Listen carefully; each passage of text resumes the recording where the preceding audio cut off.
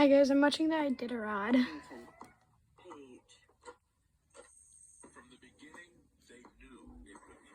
It's a live stream. A race more than 1,000 miles. But it's so much more than a race. Genre. It's our history, the gold rush, the serum run. Circle. 50 years of struggle and triumph. Years of names we'll never forget. Riddles. Butcher. King. A lot has changed, but so much stays the same. What just showing up is a win. Kaiser. Sass. Seavey. From the beginning, they knew it would be tough. But could they have imagined it would turn into this? Welcome to Iditarod 50 and the race to crown the next champion.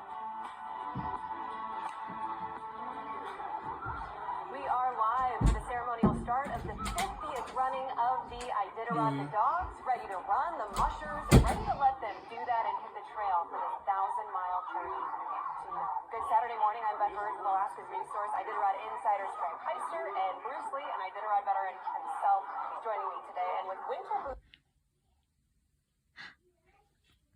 iconic Iditarod, a 16-time top 10 finisher in this race. We're going to check in with them in just a few minutes, but first, this year's honorary musher just about to take off. Yeah, Joe Reddington Sr., and I think that's my favorite part of this being the 50th year, that we get to talk so much about old Joe. Yeah, and I think he'd be really happy to know this thing is going still half a century later. I mean, that's a big landmark right now. He never won it, but he finished it 15 times. His last race, Bruce, 80 years old in 1997. Yeah, and he didn't start his first one until he was in his mid-50s. Now a lot of mushers go, well, I'm 50, it's time to do something else. That's when Joe started his career and all the work on this event. What a wonderful time to just be here and be part of this, huh? 50 years. What is that like for you guys? I mean, this is amazing to see, but having been part of it for so long. It means we're getting old. Number one, we're getting old. We've been around a long time. But, you know, 50 years of anything is a long time. I mean, think about it. 1973. You know? It's a long time. Sean Williams now at the line in this. And what a story he is, Beth, right? I mean, he's going to get another shot at it. Did not run. Pulled out the morning of the race a year ago. Yeah, 15 years or so mushing, right? And this year he's going to be mushing in honor of his mother, I believe, Patricia. Yeah. And she is definitely going to be on his mind, of course. And there's Dee. Can't miss the like, where's Waldo? Where's Dee? Now, we did talk to Sean this morning, and here's what he had to say. There are certain things that I'm worried about, like sleep deprivation, or just general life challenges. I have 2 small children, so I have a newborn actually, it's 2 weeks old. So I've been awake most of the time since Valentine's Day or just after. So fascinating too, just to see how legacies continue. I know that he worked with Martin Boozer, Dean Osborne, a lot of different just legendary names that many of our viewers right now will recognize. Yeah, part of the mushing school, and to kind of put the cap on the story, there was a family emergency Sean had to pull out what would have been his rookie year in the Iditarod last year, the morning of the start. And his mother became ill. In the weeks to come, he would lose his mom and is now dedicating this race, but a rookie, Bruce. And the nerves, the day is different for a rookie. It's so different. Even when we were down there this morning interviewing a lot of these mushers, and you feel the anxiety, even though it's a short run and it doesn't really count. For the rookies, there's this big goal at the end, and also a big unknown and fear of just not making it to Nome. That is the goal. Any place, just get that belt buckle. And that's what a lot of them said. I just want to make it to Nome. So that's always what's on their mind, especially for someone who's tried and hasn't made it before. All right, Jeff King is at the line now, and the backstory to how this happened, I think he called it serendipitous because he had to withdraw a couple years ago to a health emergency. This is Nick Petit's team that would have had Nick at the helm. I love this story. I absolutely love it. We thought Jeff was poor done. Nick, though, but, yes. you know. Four-time champion, and Nick's loss is our gain, I guess. Jeff King, four-time champion. Look at those numbers. And we did hear from Jeff this morning as well. We're going to go to that sound right now, I believe, as he's prepared. You know, I've been mushing all winter. I raced last month, so I have no trouble with everything behind the dog team. I've been doing that all winter, and this is 41 years since my first Iditarod. So, done it a lot, and I really like the opportunity to drive a team I don't know intimately, because it's really quite a different challenge. It isn't like crazy, but it's pretty different, and I think it will be a real fun for me to see how well I can run a team that doesn't really know me. Kind of difficult for me to fathom being part of this for so long. I mean, and how many times he's lost and how many times he's won, and just stepping right in here. It's really cool. Again, what, 2 years to the day, I think. Awesome.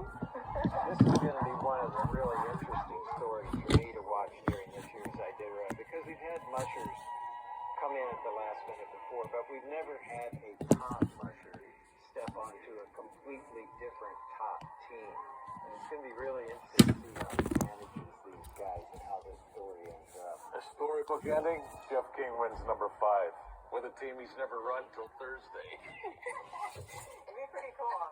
Something amazing to see. And the snow, I mean, Yeah, all look of at this that. is like picture perfect. I mean, yeah. What more can you ask for? All right, now coming to the line is Michelle Phillips, born and raised in Whitehorse, partner at Hopkins. A lot of people recognize that name. Took 4th in the Yukon Bus 1 year. 4th out of 7 races, actually. Fun fact, she grows herbs. She likes to grow herbs. It's like a hobby for her. It's cool. She's a great person. Oh, on the trail. she's awesome. She's one of those that doesn't seem to get tired. She laughs and has fun, and I really always enjoy being around Michelle. I've raced against her and Ed before, and she's just always a very positive energy, tough lady. And the real deal. I mean, she lives out, and she's got a tour business. Grew up as a figure skater. She was a figure skater when she was younger. Oh my gosh. And so now she's traded in her skates. Skate for runners. And booties and whatever other footwear. Yeah. She's dragging along with her. And she's one of these ladies, though, too, when you get her out there, like, it could be 40 below zero, the wind is blowing, and she'll be smiling and just having This fun. is just the ceremony, Something Michelle guys. Phillips is the woman Not the we actual thing. need in Tomorrow this kind at of a year. 3 I mean, we're o'clock, coming out of, well, I'm ideally pretty coming sure out of the pandemic, PM. right? But Not in the light morning. End of the tunnel, and just having that positivity will get you a long way. I'm excited to see what she It's does. the actual race, so come at But 3 she's still in o'clock Yukon and territory? you will see the actual Training race. and operating her business out there. She's got the Canadian flag going. Very cool. Highest finish, 11th, by the way, in 2021. And I believe Paige Jobney is coming up next. And for those of us that have traveled out on the trail, these two travel together all the time. And the fact that They're back to back. back to back, and the two of them together are like a comedy routine out there at checkpoints. They are so funny. And another serious top musher with Paige. I would love to find both of them at one of the remote checkpoints and just see how they interact, because I haven't really seen them interact together personally, but I would love to. Yeah, they're good friends, and it says Cantwell. The bio says Cantwell, but she actually lives with her partner Cody straight out the Denali Highway, which is quite a ways from Cantwell, another 50 or 60 miles out. I can't imagine what it's like training out there either, just on the snowy. Stunning. Oh man, I bet. All right, Paige talked to us this morning. Here's what she had to say. My dogs are crazy. I brought 17 dogs because I still don't know who I'm going to take out on the trail. I have a really fantastic dog team and a lot of depth to the roster this year. And yeah, I'm pretty relaxed. I'm just going to go out and see what happens. So I'm kind of noticing a trend.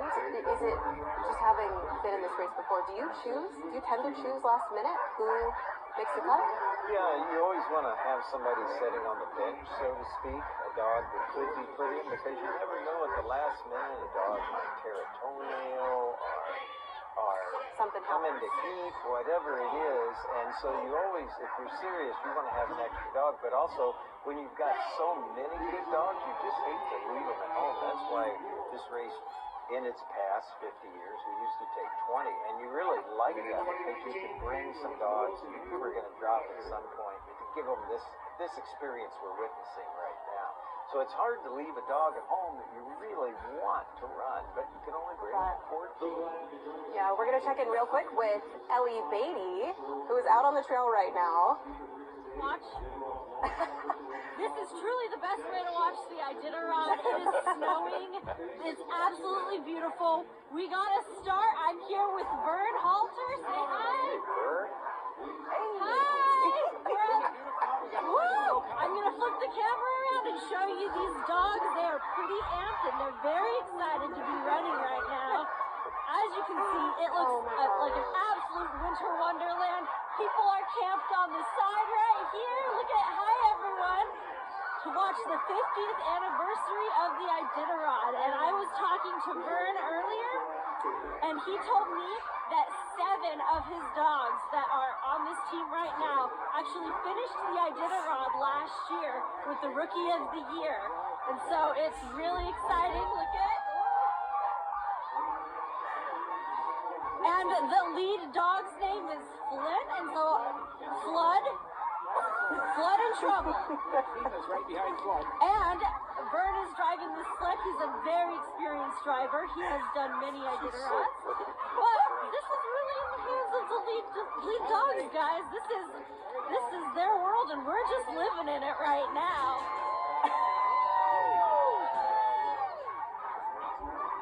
Living our best. Awesome. Ellie is a little bit cold, I think. But we are back at the starting line. Martin Masakati, yes, he's still there. I'm looking at the bib just to make sure. And just so everybody knows, Vern Halter driving that sled, an 18-time finisher of the Iditarod himself. One of the legends. Ellie is among royalty. Yes. Martin Masakati, a rookie. From Quebec. Yeah. And I talked to him today. He's very much a French speaker, but he's pretty excited to be here. And he told me it's just a big effort to train there in a place where there aren't a lot of mushers, but he's happy to represent Quebec. And Lay down some French on him? He laid down some French on me, actually. How'd that go? It went well. I said, just keep talking in French. Because you're talking to it's beautiful. talking to your friends back home, and that's what we did. So. Now you saw on that graphic that you might have noticed, second Iditarod, he did enter in 2020. But it would be really cool to see him finish this year. Yeah, you're still a rookie until you finish the thing. Right. It's not about entrance, it's about finishing. Yep. There goes Martin Masakati. Nice looking bunch of dogs. Yeah, another upbeat guy though. We've got a guy in our crew that can speak French, so maybe we'll get some interviews done in French. Sasha Grohl. I was going to say, that is not Bruce. The guy, No, it's not Bruce. The guy that can speak French, that is not Bruce. or Heister, trust me. It would be Spanish for me. Oh, okay. Speak some Spanish to Jesse Holmes. Yeah. 2 top 10 finishes. He was Rookie of the Year in 2018, I believe. Took 7th that year. It's going to be coming up. A lot of people might recognize him from a particular reality show that is quite popular. And Greg, you've been out to his kennel out on the Denali Highway there, remember? Yeah, right What's that on like? Brushcanna Creek. Well, it's Jesse Holmes. You know, it's a patch of earth, It's and rustic. there's a bunch of dog Rustic. houses. He lived in a tent all last winter before he could get and it was a cold winter last year before he could get an actual structure, a cabin built. So, and Jesse's one of these guys I think in time is going to be extremely successful. He lives with his dogs.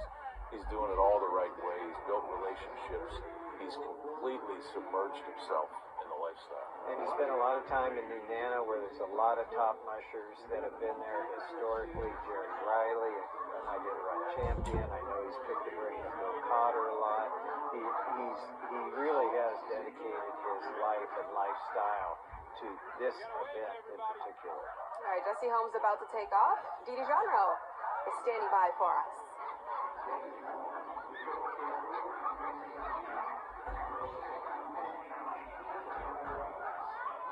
I think.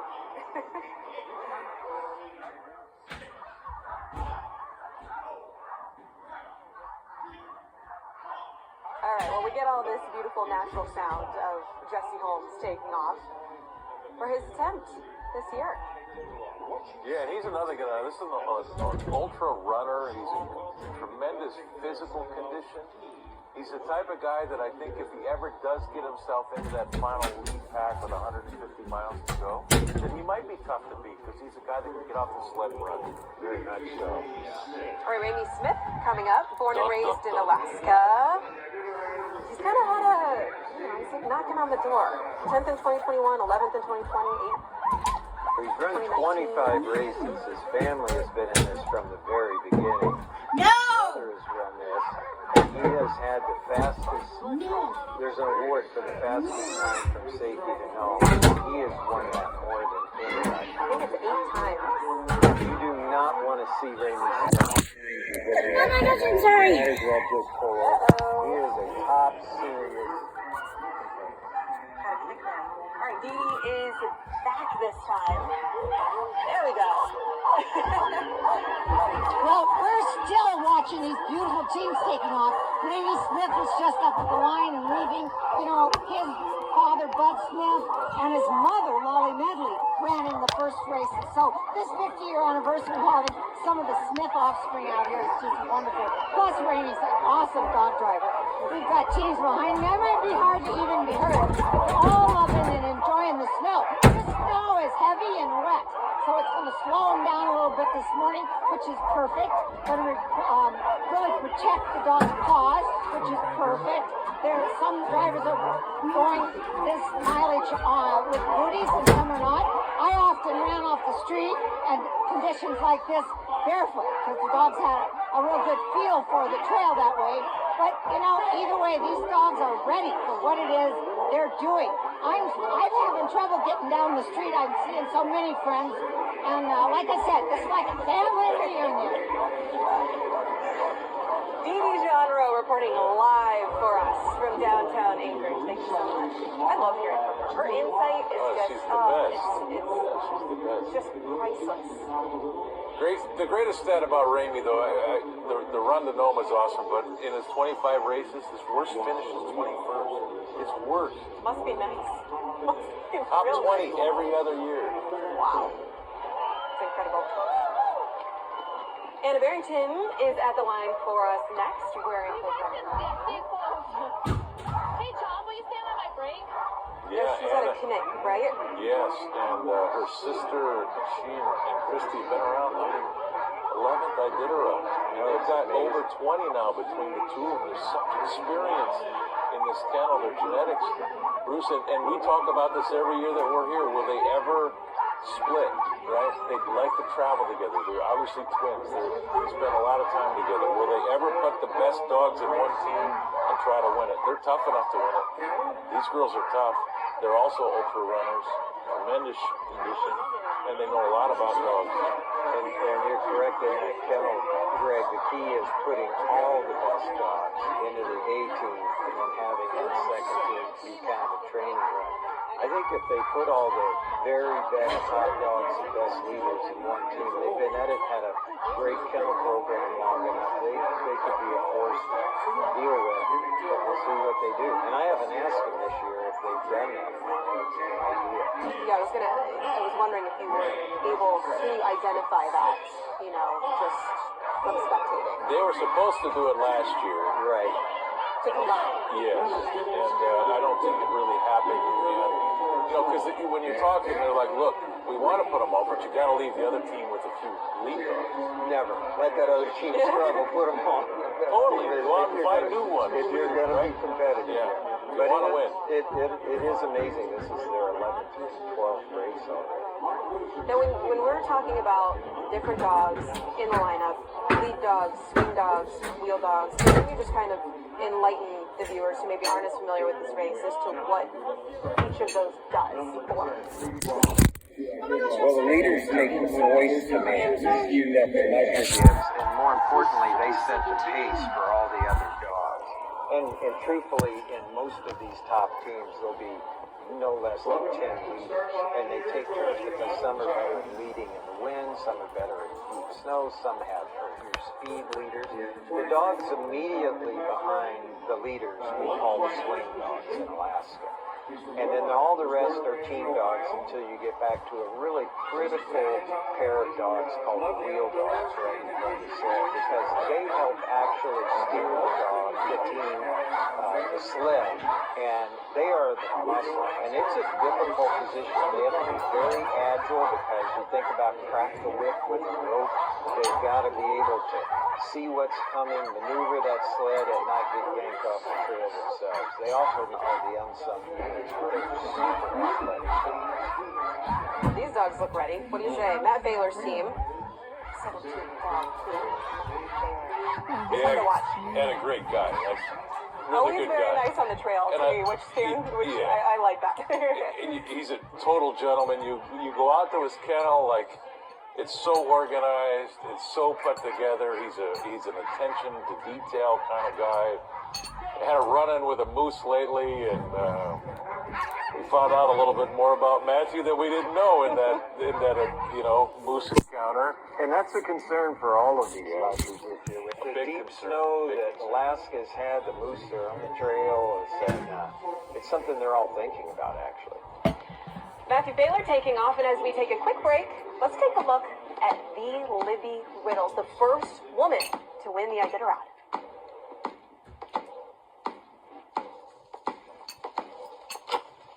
What's the song?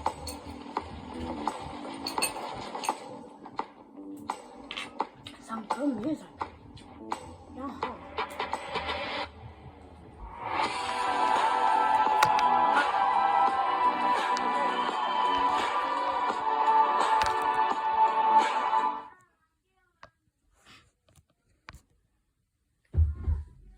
Hi, I'm Greg Heister, and we are getting close to the start of another Iditarod sled dog race. And I just wanted to take a few moments to say hello, number one, and number two, to let you know that the Insider team will be again out on the trail in full force this year, bringing you all of that great content that you have enjoyed for years now, with grand improvements. If you've been watching, then you know all about the Krill Paws Arctic World Series. The Iditarod is the culminating race in that coverage, and the entire team that you saw in Minnesota, Norway, and Russia will be here with analysis and in-depth coverage that you enjoyed in all of those races. Our tracker has been updated with a new look, a new experience, new graphics and information. It's going to be easier for you to now follow your favorite team and mushers. Trust me, you're going to love it. So, ladies and gentlemen, your investment today will allow these dogs to keep running down the trail and to perpetuate their purpose for years to come. So please, become an insider today. I'm Greg Heister. Thank you for your time, and we hope to see each and every one of you out on the Iditarod Trail.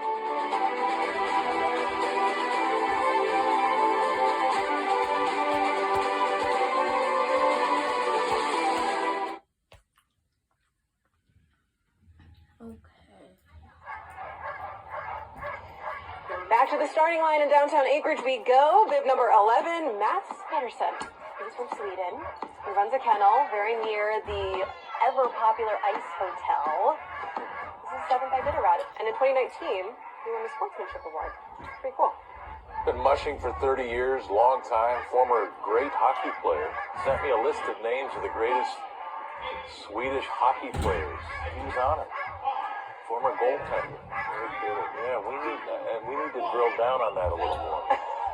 You know, we know we've got great wrestlers in this, but now we may have a great former hockey player as well. Can't wait to talk about the wrestlers. I know we had a nice long interview with him, but we'll wait till he pops up. But And he went through a tremendous amount of work getting here. I mean, trains in Sweden, he had to go through the whole aspect of flying over to 2 dogs at a time. When I was talking to him this morning, he was saying it's just, for him, it's going to be easier this 2 weeks than the last 2 months of preparing and getting the dogs and equipment over here. Champions are made in the off-season, you know.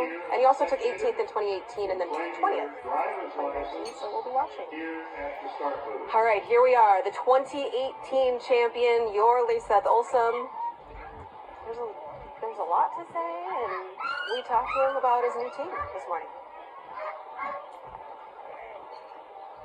This is a pretty new team. It's 4 dogs that ran the race before, and the rest are newcomers, so it'll be interesting to see. I think I'll take it a little bit more easy in the beginning and then see where it gets us and see what we can do. So check this out. He was also the 2013 Rookie of the Year, which I know when you're talking about a champion, that's the start, right? But top 10 every race so far. Yeah, absolute stud. And that is an amazing thing to point out. There are very few people that come into this event that go right into the top 10 and then stay there. It's an incredible record, whether he's a champion, which he is or not. That's a very impressive thing that he has accomplished. Yeah, it's almost unprecedented. You have to go back to the early days of the race to find something similar. But he and his wife Margot just had their first baby, Henrik. Yeah, just a few months old. So, yeah, seeing him on Facebook. Yeah. So it's a different year for you. You know, you wonder, has he had the time to be as committed to winning an Iditarod championship? Time will tell. But I will tell you this, I'm not sure how good the dog. Don't believe anything. He's got great dogs. This team will be in the top 10 again. Will he win it? I don't know. And Rebecca Palsha is on the line, hiding there somewhere. There she is. Rebecca, how's it going? Well, hello, Beth. I feel like I'm somewhat of an ambassador here in Anchorage because I'm getting stopped constantly by people asking, which way does the race go? Where should I go to breakfast? We have a huge crowd down here, Beth. I don't know if you can check it out behind me, but look at the massive amounts of people we have here on 4th Avenue. And it's a lot of people from out of town. I've been, again, people are asking which way the dogs go, who's Dee genre, who are the coolest mushers to follow, and we've got lots of Go Buckeyes as well here. So definitely after a year of being gone and 2 years of the pandemic, we're seeing people excited, looking to have a good time. Definitely looking for a good party here, and we're going to be bringing you those sights and sounds of the trail and the tailgate, which is our version of tailgating here, and lots of people waving home to family also. So we're bringing that along the trail. Beth, back to you. Good to hear from you, Rebecca. That's very cool. I love seeing just the people too. It's an awesome experience to be down there for sure, especially after the hiatus last year. All right, at the line now, Hannah Liedek. Alta, Norway, but she's actually from Alaska, and I guess she moved to Norway at 5 or so. I think she's one to watch personally, so I am so excited to see what she does on the trail this year. I feel so not talented right now. You had a little roll in your tongue when you said her last name. I won't go into the Norwegian. It's terrible now, but at one point it was somewhat satisfactory. But Hannah has some excellent European titles already. 2019 Norwegian champ in long distance mushing. Denmark Olympic 500 champ, also in 2019. And just a fun team to watch as well. Now you might have noticed every musher has an official photo, which some of them I have noticed have changed, by the way. Those are taken by Jeff Schultz, and he's been the volunteer official Iditarod photographer for years, but now he has a project called Faces of Iditarod. You can see some of the amazing Iditarod portraits and hear their stories online, so check it out when you get a chance. FacesOfIditarod.com. I love him as well and his work. I mean, Jeff produces such great work. And at the line now is Eric Kelly, a rookie. Daybreak Kennel. I talked to him this morning. He's really excited to get here, and he's working. He said he started off working with other people handling, and then before long, it's the same old story. He's got 20 dogs in the backyard, and here he is. And for him, he said he was just anxious to get all the way to know. Yeah, he said he met a Jamaican musher in 2013. That was Newton Marshall, and that just kind of kicked things off for him. And he also commented this morning about his dogs and his dog team. Well, we have dogs from all different bloodlines, but this dog right here, the white one, is Barbaro. He's my wheel dog. He's one of my favorites. He was tough to get in line when he was a puppy, but once he came around, he's become one of our best dogs. Our sports reporter, our sports team also did a story about him. He just seemed super stoked, which is to be expected for your first Iditarod. I just love to watch all this snow stacking up like cordwood out there. I mean, look at everybody's bill's got a couple of inches on it right now. Just piled up. And I haven't, is the forecast still 3 to 5 inches of snow today? I mean, I think it's supposed to keep coming down for a while. Crazy. It'll be a wet day for them. They're going to have to go home and get everything dried out now for tomorrow. I was thinking about, that's when I was thinking about the official restart, right? When a lot of these mushers say, that's when we're racing, because this is really the family-friendly celebratory event, right? I was just thinking to start off cold and wet. I know this is an anticipated condition, right? I'm thinking, oh man, it's like taking the hike where you cross the river first, and, you know? Yeah, they will have to go home and get their gear dried back out, because I'm assuming a lot of these mushers don't have 2 parkas or extra. So we'll have to get it all. Here's Riley Dyke. And I'm excited. I think this kid is pretty serious about this, and I'm going to keep my eye on Riley. Yeah, you were impressed with him a couple of years ago when you talked to him, and it is his 3rd Iditarod, so it'll be interesting to see how he does this year.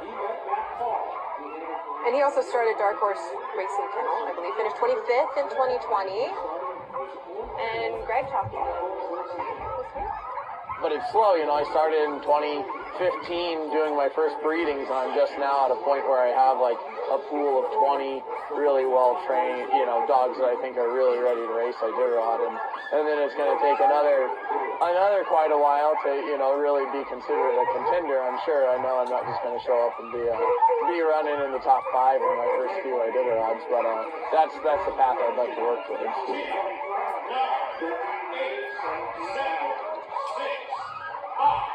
Riley. I was at his place this summer. He's got a yard full of dogs, and he had just come home from Pound. He found a herding dog that he liked. Picked him up, brought him home. And I just, don't you have enough dogs? I feel like I would be one of those people where you get started and then you just keep going. Build a family. Dogs. Why not? They love dogs. It's not just this breed. Well, this is an experience that you guys probably watched firsthand. After his win in 2002, Martin Boozer had one more celebration under the World Arch. Martin, I'd like to hand you your certificate of naturalization, which is your proof of citizenship in the United States.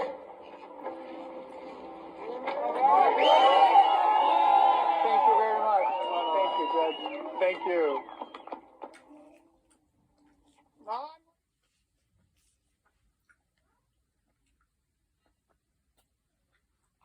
Hi, I'm Greg Heister, and we are getting close to the start of another Iditarod sled dog race.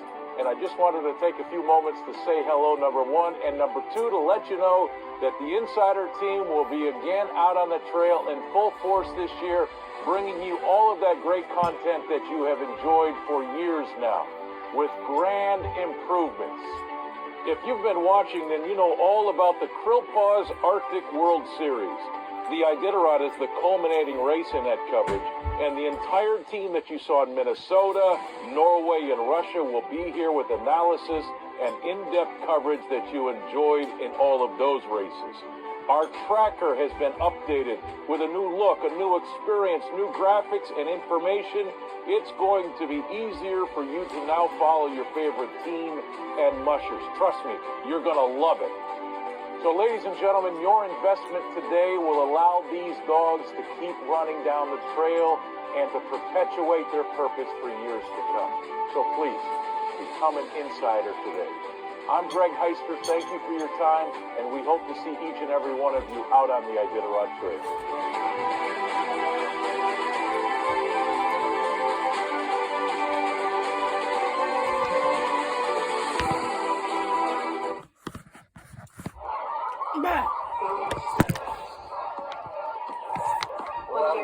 Riley must be moving in slow motion. Did the clock slow down? He's still at the line. They were waiting. That team was waiting for us to come back. Oh, no, this isn't Riley. Is that Lev now? No. This is Riley, I believe. They have the semi-color jet, and that's Lev. That is Lev. That is Lev. It is Lev. Hello, Lev. Okay, hi, Lev. Thanks for joining us. Better late than never. Now, he was born in Ukraine, so this year, there's definitely a lot that he must be thinking about outside of all that goes into something like this. And another highly educated guy, a guy who could be making a lot of money doing something else, and he's giving all that up to run dogs. I like Lev, and he's one of the great characters when you talk to him. I thoroughly enjoyed talking to him when I was on the trail in 2019. It was a lot of fun. But the education part, an electrical engineer from Carnegie Mellon, and then you land in downtown Anchorage at the ceremonial start of the Iditarod. Making pennies. And the finish line of the Iditarod, so there's that too. Ryan Reddington is up next. He's number 17. Well, if Ryan's ever going to put the run of a lifetime together and win the Iditarod, could it be this year? This is the year. I want to tell the story of a Reddington winning this race. Before it's all said and done, we've got to get a Reddington to the finish line first. And in case anybody is not familiar with this, his grandfather, Joe Reddington, started this event. His whole family's been embedded into this race. It'd be odd if someone doesn't know that, but that's his legacy.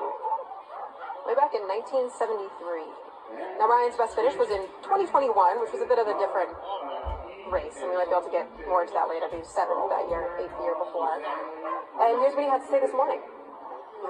Yeah, I've been on this avenue every year since I've been a kid, and watching my dad and my grandpa race, and this year will be my 15th Iditarod, and it's one of the most exciting because it's the 50th anniversary, and it'll be taking a lot of my family out there, and how many great mushers have ran this race, and all the great dogs as well. Very cool to watch. And he was a leader for a while in the Bear Grease. Yeah, he's won the Bear Grease this year as well. And he's, the last two runs, he's put together some really good runs. 8th place 2 years ago, and as you said last year, 7th place. For Ryan, it just seems like it's all or nothing. He puts it all on the line. And that's what we even saw when you and I were down at the Bear Grease covering the race, which he won. He's willing to put it all on the line. He wants to win this thing, and that's why. He's not looking for a top 10 finish anymore. He wants to win. I don't know how many people are standing on the street today and what you say. Up next is Aniac's Richie Deal. Cusco 300 winner in 2021. Yeah, and this is one of these guys that rural Alaska roots for every year. He's an easy guy, number one to root for. He comes from off the road system in Aniac. You can see his numbers there. This is a kid that Bruce is getting better. And I talked to him this morning. He's impressed with his dog team. He thinks he's bringing his best team to the line this year. Time will tell. When I first met Richie, he was preparing to run the race, and he drove his snow machine all the way to Anvil from his home out on the Yukon, Cusco Delta, to just watch it go through. Really, he studied this and really put together a good effort to run these Iditarods. I'm just loving seeing the dogs, like every other, simpleton out here. We heard from Richie earlier this morning as well. Richie is 36 years old. It's been a pretty good year for the most part. A lot of up and down weather, but we still were able to get good training in. On paper, it's a pretty good team, but it's the Iditarod, anything can happen. So we'll just see how things play out throughout the race. Don't let her out. I'm always rooting for these guys here in the villages because that is back to the core why this race was started. The interest in dog mushing in the villages of rural Alaska. And There are a lot of great mushers out there on the Yukon-Kuskokwim Delta now. We'll check in again with Iditarod, who is still right near that starting line this morning. Hi, Edie. Hey, hi. Well, it's still snowing. The flakes aren't as big as they were, but we've probably got several inches, maybe up to 4 inches of fresh snow this morning, just since the dog teams arrived on the street. We've got close to 20-some teams that are already on the trail to BLM. Wouldn't be surprised if the first couple of teams might not already be there. It shouldn't be a very far run, and it should be a very nice trail. Now we're beginning to see some of the other dogs as they line up on the street. We have 49 teams going out, so it's going to be a while. It's quite exciting. I've seen some really nice dogs. I've seen some very chill mushers. So this is going to be an exciting race. That's no doubt about that. Chill, literally and figuratively, I would say. Dee, thank you very much. I just love these close-ups and seeing how much you're there. That's awesome. And this is Katie Jo Dieter. Fairbanks. And I wonder if Katie Jo is truly chill this morning. You know, I saw her this summer. She was already kind of anxious about all of this, and we interviewed her the other day. You can tell I don't think she's worried about the mushing part of it. She's been doing that for 5 years, helping train her husband, Jeff Dieter's team. She's worried about getting hurt, the physicality of what she's going to encounter over the next 10 plus days. And a part of that is I think she's afraid of not living up to the expectations herself that she expects of the dog. She doesn't want to get hurt and have something knock her out of the race. But that was an interesting answer. What are you most concerned about? She said getting hurt. Pain. Let's hope she doesn't, because... Oh, she'll be great. She'll be fine. I think she just needs to get out there. I think with all the snow in the Alaska range, it should take a lot of the rough edges out of that area of the trail. Once you get to Nikolai, it's pretty flat. Well, relatively speaking. I'm thinking, what is this now? You know, sleep deprivation, all of that. Oh, boy. Oh, man, here we go. Dallas Seavey, 5-time champion, looking for his 6th, even if he doesn't say it directly and out loud to our Yeah. I have so much respect for this guy. He's a great ambassador of this sport. He is an incredible professional. He is greatness in every sense of the word, and to me, we're looking at Michael Jordan, we're looking at LeBron James, and we're looking at Dallas Seavey, who is that to the Iditarod. Ever since I won my first Iditarod, I became the youngest person to win. People started talking about 5. Are you going to get 5? Are you going to get 6? And I always told them, I want to get 2. I want to get the next one. That's what I'm going to focus on. And now it just so happens to be that the next one is 6. It'll be cold with a bald head. Yeah, a lot of follically challenged people there. And it doesn't matter that you have 5 as you go into the next race. As Dallas has said before, every race is different. You've got to earn each one, and it's that race right in front of you that you have to focus on. But definitely, as we say in racing, he's the guy with the target on his back. If you're going to win this thing, you're going to have to beat Dallas. And Bruce, he's an animal. I mean, let's just own that. Like, this guy will get off the sled and run. He will not sleep. He will not eat. He will go. He will push his body to a place that few have ever pushed it. The main advantage I see of Dallas being out there watching along the trail is he is more efficient in the checkpoints, taking care of his dogs, and just as importantly, taking care of himself as anybody. He's beating people in the checkpoints. Definitely looking forward to seeing how that unfolds. But let's talk a little bit about the father of the Iditarod. I know you guys were excited to, just shine more of a light on him as people from all around the world jump in to watch. Yeah, Joe, the greatest ambassador I think the sport has ever had. He's personally responsible for getting more dogs to more people than anybody in the history of this race. He was the greatest promoter that maybe sports has ever known. I think of Bill Beck back in the days with the Chicago Cubs. Joe Reddington was on that level. He loved this sport, not just the Iditarod, but mushing in general, and he could not wait at any point in his life to spread the goodwill of mushing. You know, he's called, of course, the father of the Iditarod, but for those of us that have been in this lifestyle, he's kind of the father of that lifestyle. He welcomed us all into it, and he gave us all a very unique opportunity to kind of make a living at this, at least to live the lifestyle. And we're all grateful for what Joe did for mushing and to give us this full year-round experience of living with sled dogs. And after those decades of work and effort toward all of that, our crew talked to him at his last race.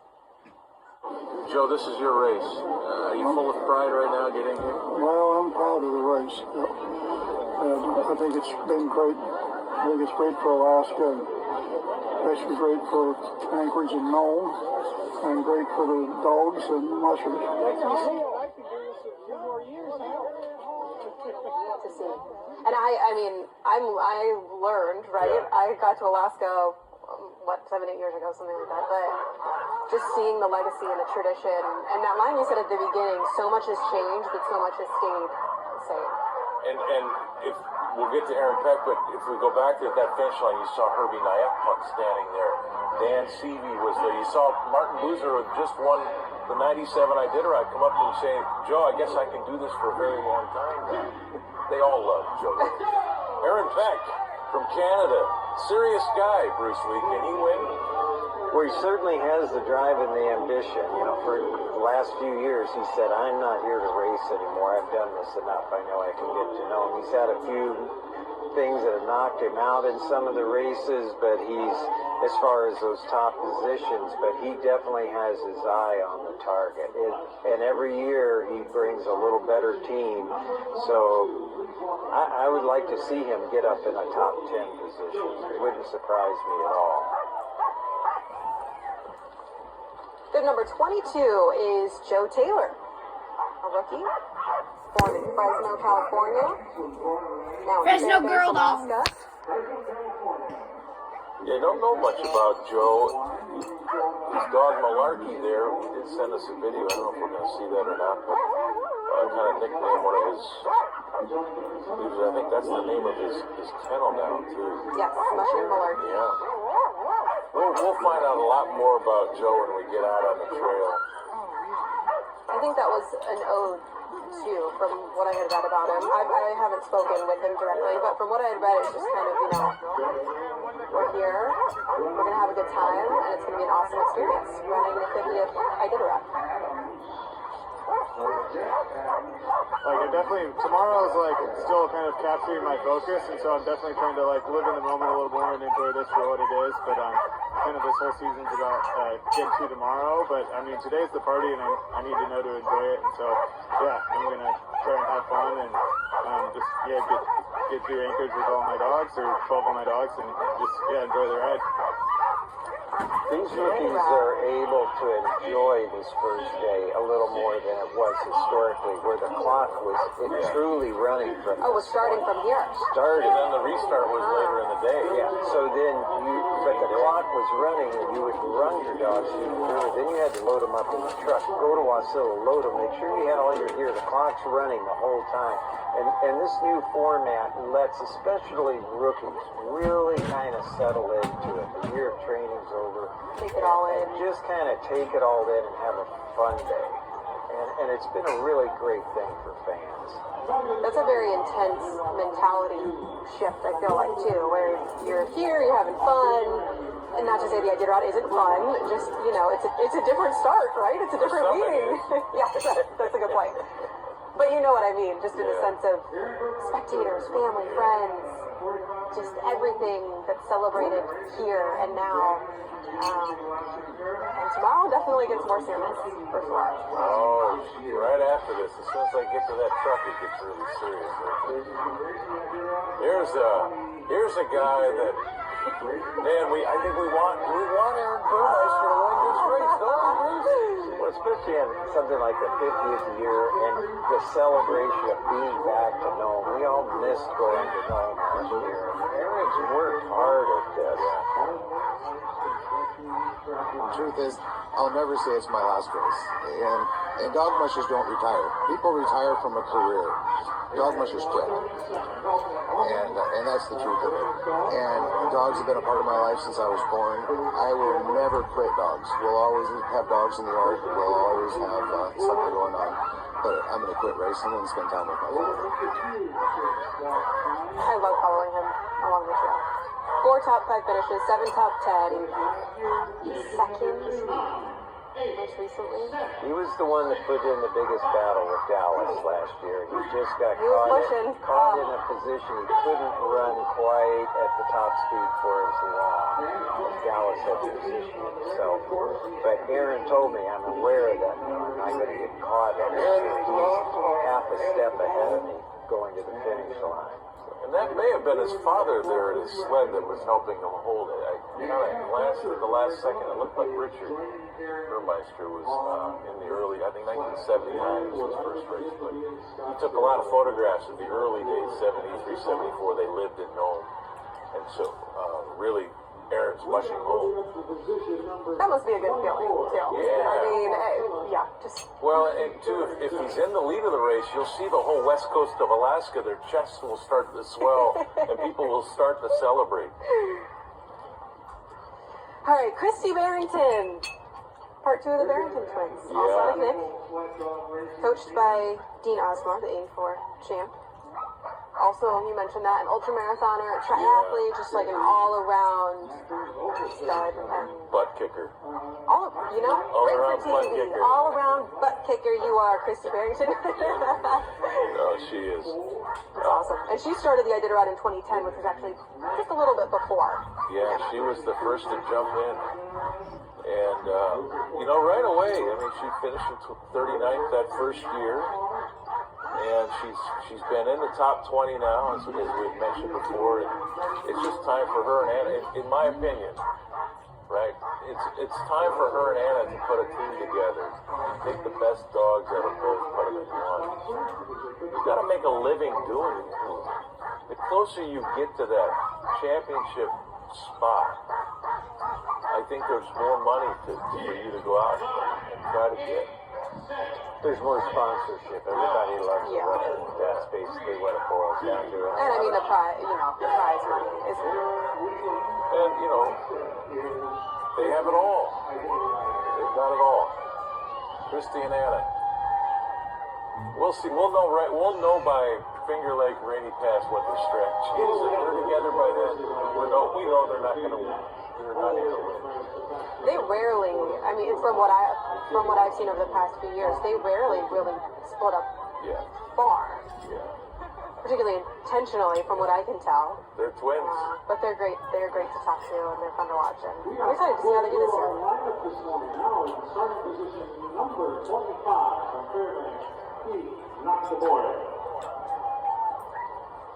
Deke Noctiborn at the line now. He's one of a couple of mushers, I think, are from the state of Iowa, which I've always found interesting because it's Iowa. It's the land of cornfield. And like when somebody says, well, Vermont or New York, okay, I get it. But Iowa, I have a hard time connecting that. But this is a guy that's living in Fairbanks, and he works for the BLM. He used to be a park ranger in the Everglades. He did. Little bit of a change of scenery. But he seems pretty sunk in too. He's had 7 litters of puppies now. And his lines are from everybody. Like all of the top team. Jeff King, Lance Mackey, the other. Yeah, when we talked to him, he seems totally. Yeah. Something clicked with the combination of having dogs and exploring Alaska, and when you combine those two things, it was kind of like the perfect storm. And mushing and this lifestyle is exactly a lifestyle. It's every single decision that I make is based upon dogs and how to train them and how to take care of them. And it's all for that addiction of having that glory on the trail with me and my dog. All right, taking off for the ceremonial start. We're going to take a quick break and then we'll be right back.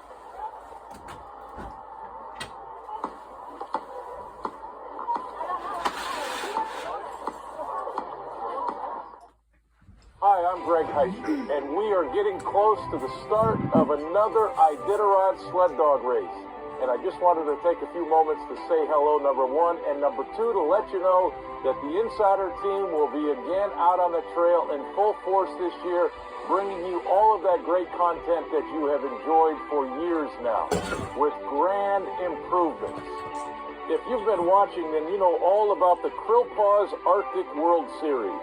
The Iditarod is the culminating race in that coverage, and the entire team that you saw in Minnesota, Norway, and Russia will be here with analysis and in-depth coverage that you enjoyed in all of those races. Our tracker has been updated with a new look, a new experience, new graphics and information.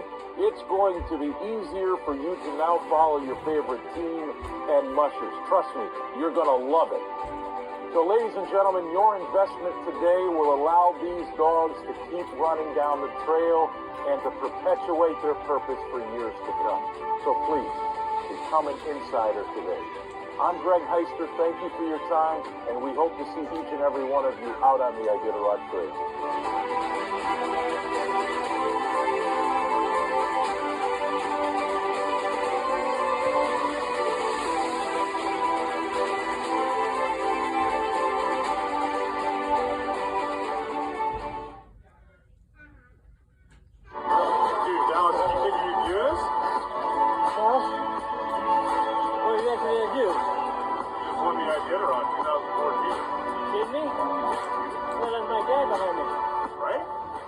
Where's Jeff and Alex? Behind you. Huh. Well, that's one heck of a run, man. Hey. Not bad questions to pose, I suppose. Yeah, one of the most mesmerizing moments, I think, in the history of this race. A guy gets to the finish line and doesn't know he's there first. That's because Jeff and Allie and the others have been stopped back at safety. I don't know what that felt like. No. I mean, it's like you're finally finishing, so you have this relief, and then all of a sudden, you also have a freshly invented Iditarod champion. Well, for the second time, but. I enjoy like the travel with my dogs, like just being on the trail together and travel across Alaska. And very quickly leaving it. She's a veteran, training out of Talkeetna, I believe. Ran her first Iditarod in 2018.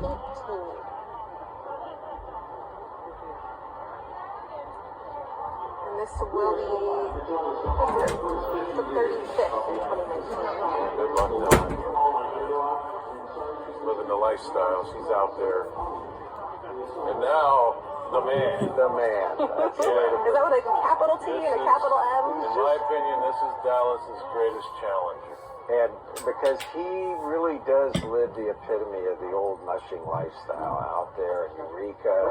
The wild and free. He does it all of his own trail breaking, taking care of a kennel, chopping firewood, doing the whole thing. It takes a lot of work. He's dedicated now. He told Greg he's lost weight to just take a few more pounds off the sled. He's a total predator to win this thing this year. We had a really tough season with snow and conditions, and but the harder the race, the harder to get to the race it is, the easier the race is always. So I'm looking forward to it. The races have been a vacation for me this year, so I'm just looking forward to get out on the trail. And expectations, we're looking to win. You know, we got a really strong dog team, and but there's a lot of strong competition. So a little bit of luck's got to go our way, and we just got to execute as well as we can out there. Just shaking the hats off. Yeah, he certainly seems in it to win it. People don't recognize him from the Iditarod somehow, because he's already placed as high as third. He's got several Yukon Quest titles. And Brett's a total throwback. Like when you talk about the early days of this race being woodsmen and people coming in off draft lines and things like that, Brett's a woodsman. If you've ever been to where he lives, like this is a guy that gets out of bed if he goes to sleep that has to make sure the well's working, and he is off the grid as far as off the grid gets, and he's as tough as they come. And Bruce, to me, epitomizes what's great about this today. I agree. Yeah, just that whole lifestyle, the whole year-round lifestyle. Yeah. Martin Boozer years ago told a reporter, it's not about these 2 weeks, it's about the other 52 weeks.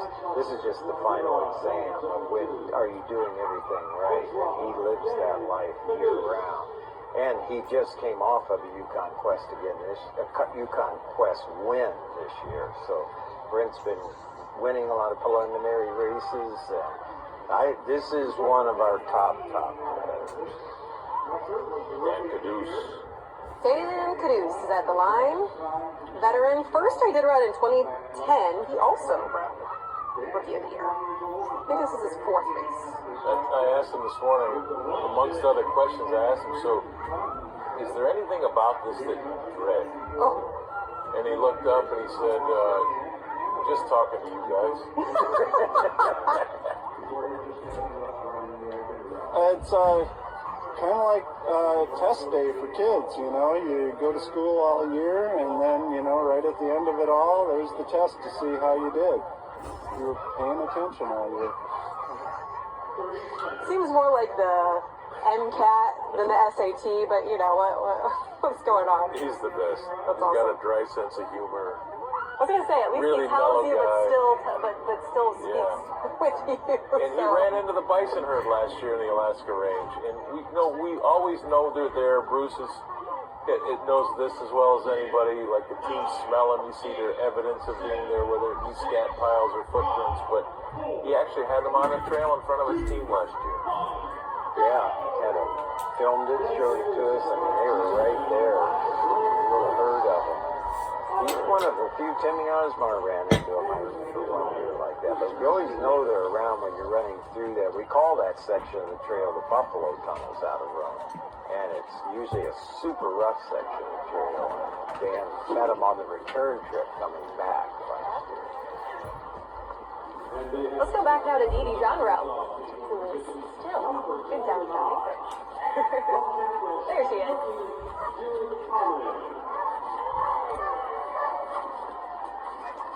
So we're still on the street, still rewarding dog teams as they head out. There's been a lot of color and a lot of excitement out here this morning.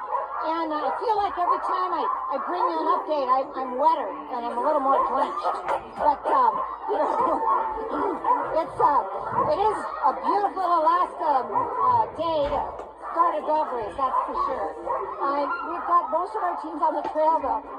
Another, 15 or so teams to go, and it looks to me like people are really in a good mood about this. I mean, I'm liking how nicely the dog teams are going down the street. I haven't seen too many handlers fall down and have to roll off to the side, and, you know, those of you who have been here know that happens quite often when you're trying to run through the snow on a street. And I'm intrigued with the different harness styles that the teams have.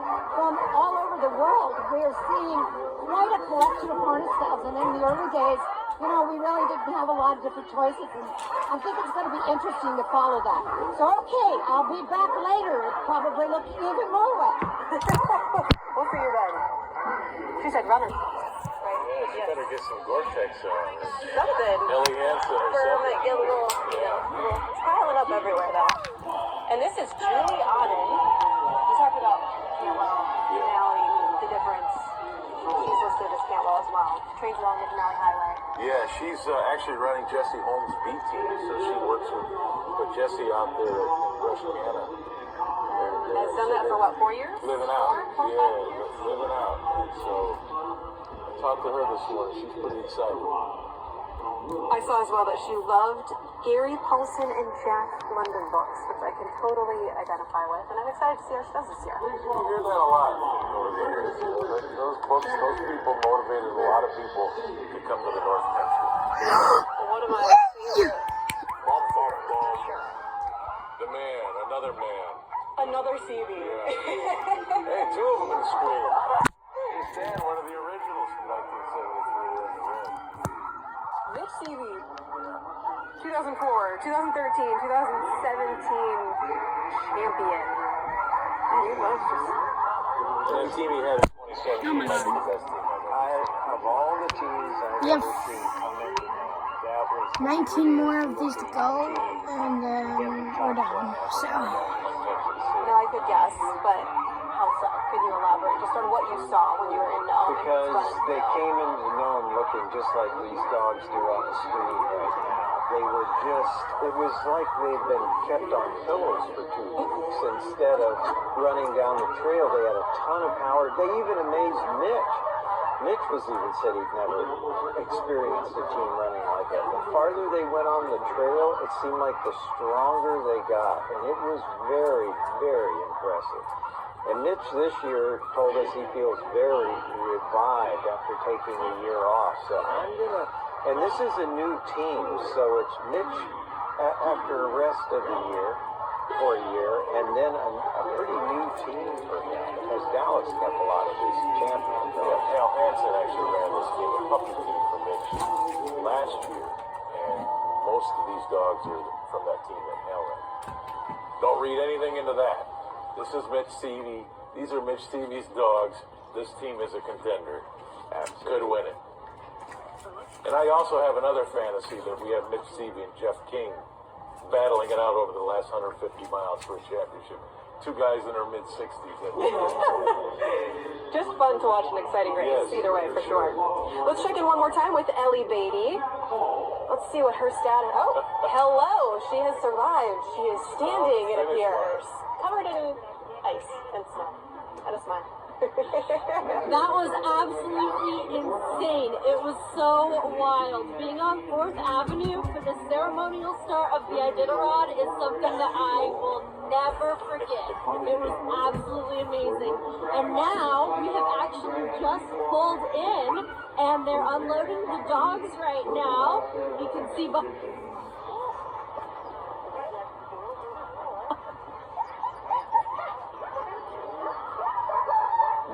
Yeah, I think we lost Ellie for the time being. We might try to check in with her, but this is her. And on 4th Avenue, when you are in that sled for Iditarod and you are just flying down that street, it's like a whirlwind. I mean, there's people cheering, there's dogs barking, and it was snowing so hard earlier, but it was so much fun. It was absolutely magical. It was like a winter wonderland. And then when we got outside of 4th Avenue and we hit the trees, oh my goodness, it was amazing. I will never forget that. That's a ride of a lifetime. And I'm so lucky to be in Alaska. Looks like a storybook. Oh, but just a little tiny attempted detour there. Problem? I can guarantee you what that was. Somebody came to the race with a dog, and the dog saw the other dog. Oh, yeah? We're going to rumble. We're going to rumble right here. Matt Hall is at the line. Spoke with him this morning as well. It's my love and passion for the dogs, for life, trying to be the best I can be. You know, I like taking, and most mushers would probably say the same thing, you know, we want to take our kids and be the best with them, you know, and it doesn't mean winning. It means going out there and having a healthy, strong team, an exciting adventure. Being in the top is great, you know, it also helps pay for it all. These guys eat a lot. Spoke with him earlier this week, I should say. But his Yukon Quest title under his belt. Finished as high as 6th, I believe. Yeah, he's my dark horse. 2019. And he's been embedded in this lifestyle. I've known his family from when I was running the Yukon Quest. His dad has helped with that, putting in trail. He grew up on the trap line, almost the stereotype as people think of the adventures of living in Alaska, out in a log cabin, hunting for your food and running a trap line with a dog team, that's how he grew up in real life. It's not just about racing, it's the whole lifestyle that goes with that. His family's been really important in the village of Eagle at helping the Yukon Quest be successful. Matt grew up with that. And that's where he was born and raised. Yes. Is in Eagle. Amanda Otto. Again, the Denali. Yes. The Denali, yeah. A rookie, but she's running Jeff King's A-team. Yeah. A legitimate team. Also, if you don't know, maybe you've already heard, but her grandfather was the great Jim Otto, Hall of Fame football player with the Oakland Raiders back in the day, 00. And I know he may be watching today from home. But Amanda's a great story, been working up with Jeff King and Denali for a few years now, and caught up with her. I definitely am very blessed, and I feel a little spoiled to be working here at Husky Homestead. Jeff has been really gracious and such a great mentor to me, and obviously getting to work with his dogs day in and day out has just been the icing on the cake. So this has been kind of a dream come true, really, to be at Husky Homestead. If you would have told me that I had been here training under Jeff King, getting ready to sign up for my first Iditarod 5 years ago, I would not have believed you. Seems to be a trending storyline in some of these with some of these racers. I thought about it for a second and wow. Now we're here. With this team, with her experience, she's a possible Rookie of the Year candidate. Yeah, That'll be awesome. She's one of two on my short list. Anna? The other one? And her. Anna Lyric? Yeah. And actually, I'm favoring Amanda a little bit more. Yeah. After talking to them both. And I know what a good mentor Jeff can be, and I know those dogs as do you. I mean, they can do it. Speaking of Rookie of the Year, Mila Porson. This is my dark horse, Greg. Is she a dark horse? Is she a dark horse anymore? She was good last year. Again, I know totally different circumstances and a different trail and all kinds of things that are gonna be different for this year. Different course last year, a lot of different aspects, but man, she is good with dogs. I am so excited to see how her race unfolds. From Denmark, started mushing in 1992. First race was in... I don't walk around and dream of winning it. I walk around literally dreaming of having a team that I put in a position to have performed at the very best possible. And if that means that brings us in first, that's phenomenal. She's done a lot of very long distance, longer term races, like months, thousands of miles. Expeditions. That's really a much better term for it. Mila's as tough as anybody in this race. And she is. Don't let the smile fool you. Yes. I would say last year when I talked to her out in Iditarod where it was 54 below, Anna's 54 below, she was just having a ball. Camped out by herself, no heat, just laying in the straw with her team. And oh my gosh, I would have loved to see that. There she goes. She is really good at bringing different dogs together and building them into a team. And by that I mean a unit that really congeals and works together like any sports team was. And that's a gift, especially if you're getting dogs from different places and not raising them as pups right from the beginning. She's got a little female named Phoenix that is Her lead dog. Hall of Fame caliber dog. Awesome. She also worked with Your Awesome in 2018 as well. Can't neglect to mention that. Rebecca Paulstra, let's check in with her again. Now trailgating. Hey Beth, so we're here behind Shiloh Baptist. This is part of what we would call trailgate. It's a little bit more subdued this year than in years past, but this is where you're going to kind of see more people from Anchorage who are hanging around town looking to catch those mushers, because if you can see right behind us, got a little crowd, got pizzas here, and I've seen a few beers, and some Starbucks and Pilates and all that kind of stuff.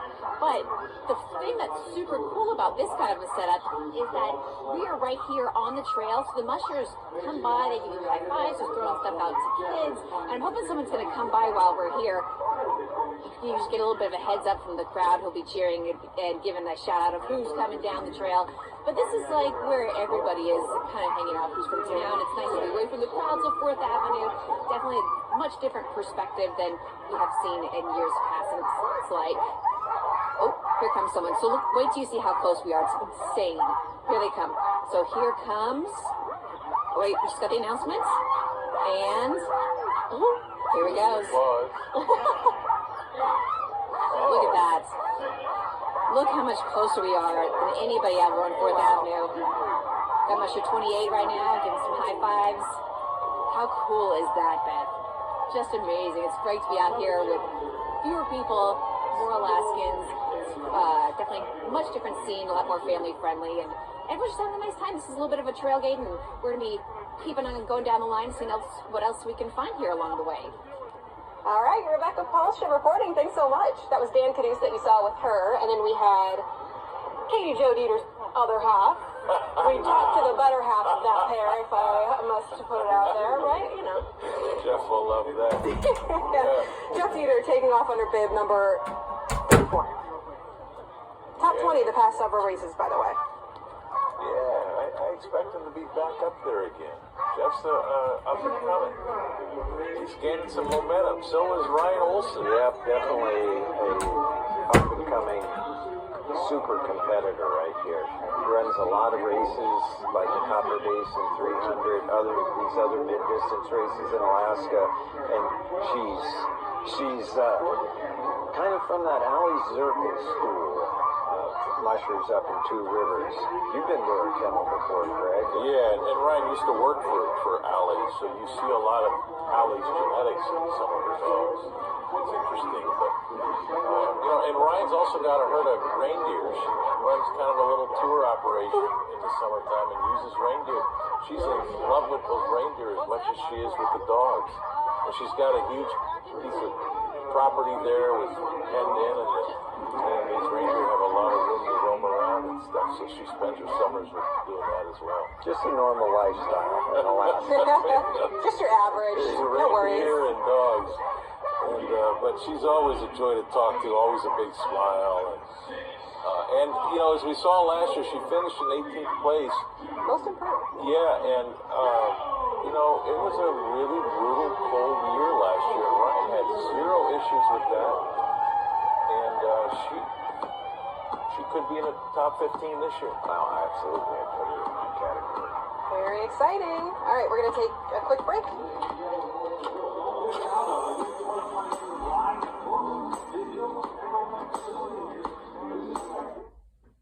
Hi, I'm Greg Heister, and we are getting close to the start of another Iditarod sled dog race. And I just wanted to take a few moments to say hello, number one, and number two, to let you know that the Insider team will be again out on the trail in full force this year, bringing you all of that great content that you have enjoyed for years now, with grand improvements. If you've been watching, then you know all about the Krill Paws Arctic World Series.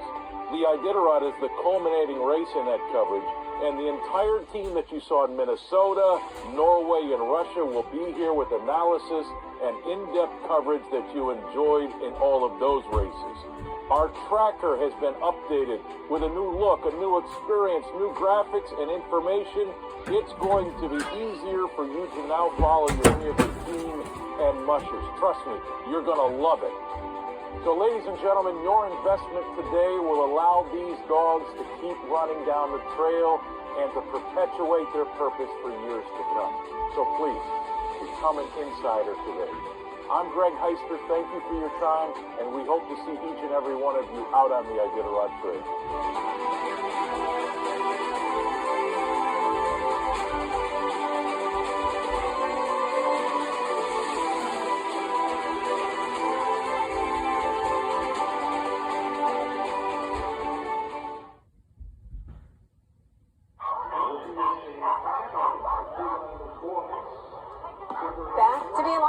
Downtown Anchorage, Bridget Watkins here.